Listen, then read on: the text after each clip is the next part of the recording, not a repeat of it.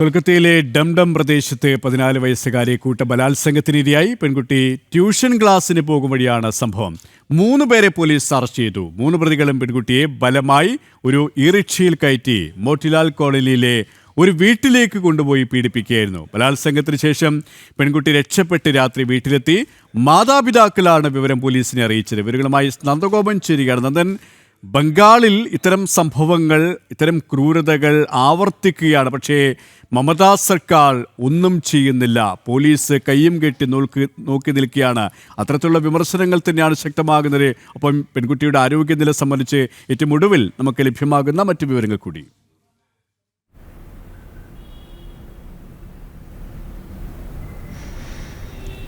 സുരേഷ്, ഒരു വനിതാ മുഖ്യമന്ത്രി ഭരിക്കുന്ന പശ്ചിമ ബംഗാളിൽ നിരന്തരം പെൺകുട്ടികളും അതേപോലെ തന്നെ മുതിർന്ന സ്ത്രീകളടക്കം പീഡനത്തിന് വിധേയരാകുന്നു എന്നുള്ളതാണ്. കഴിഞ്ഞ ദിവസം ആണ് ഇത്തരമൊരു സംഭവം ഉണ്ടായത്. അതായത് ഒരു 14 വയസ്സുകാരി 7ാം ക്ലാസ്സുകാരി ട്യൂഷന് പോയതാണ്. ആ കുട്ടി പിന്നീട് പാർക്കിലേക്ക് പോയി ഒരു സുഹൃത്തുമൊത്ത് സംസാരിച്ചിരുന്നു. പിന്നീട് ഈ പാർക്കിലേക്ക് മറ്റ് 2 സുഹൃത്തുക്കളെ കൂടി ഇയാൾ വിളിച്ചു വരുത്തുകയായിരുന്നു.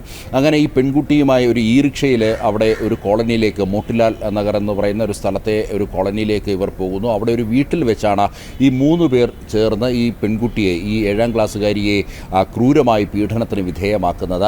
തുടർന്ന് ഈ പെൺകുട്ടി അതിനുശേഷം അവിടെ നിന്നും രക്ഷപ്പെട്ട് രാത്രിയോടുകൂടി വീട്ടിലെത്തുകയായിരുന്നു. ഇതുമായി ബന്ധപ്പെട്ട് ഡംഡം പോലീസ് വ്യക്തമാക്കുന്നത് ഈ പ്രതികളെ അറസ്റ്റ് ചെയ്തിട്ടുണ്ട്. ഇവർക്കെതിരെ കർശന നടപടി ഉണ്ടാകുമെന്നതാണ് പോലീസ് വ്യക്തമാക്കുന്നത്. അതേസമയം BJP ഇതുമായി ബന്ധപ്പെട്ട് പ്രത്യക്ഷ സമരത്തിലേക്ക് കടന്നിരിക്കുന്നു. കഴിഞ്ഞ ദിവസം ഡംഡം പോലീസ് സ്റ്റേഷന് മുന്നിൽ BJP പ്രതിഷേധ പരിപാടികൾ സംഘടിപ്പിച്ചിരുന്നു. പ്രതികൾക്കെതിരെ കർശന നടപടി എടുക്കണമെന്നുള്ളതാണ് BJP മുന്നോട്ട് വെക്കുന്ന ആശയം. മാത്രമല്ല, ഇതുമായി ബന്ധപ്പെട്ട് നിരവധി പീഡനങ്ങൾ, ഈ സമാനമായ രീതിയിൽ നിരവധി പെൺകുട്ടികൾ പീഡനത്തിന് വിധേയമാകുന്ന സംഭവം പശ്ചിമ ബംഗാളിൽ നടക്കുന്നു എന്നുള്ളതാണ്. കഴിഞ്ഞ ദിവസം ഒരു MBBS വിദ്യാർത്ഥിനി പീഡനത്തിന് വിധേയമായിരുന്നു. അതിനു മുമ്പ് നമുക്കറിയാം, RJക്കർ ആശുപത്രിയിൽ ഒരു PG മെഡിക്കൽ വിദ്യാർത്ഥിനി പീഡനത്തിന് വിധേയമായി കൊല്ലപ്പെടുന്ന സാഹചര്യമുണ്ടായി.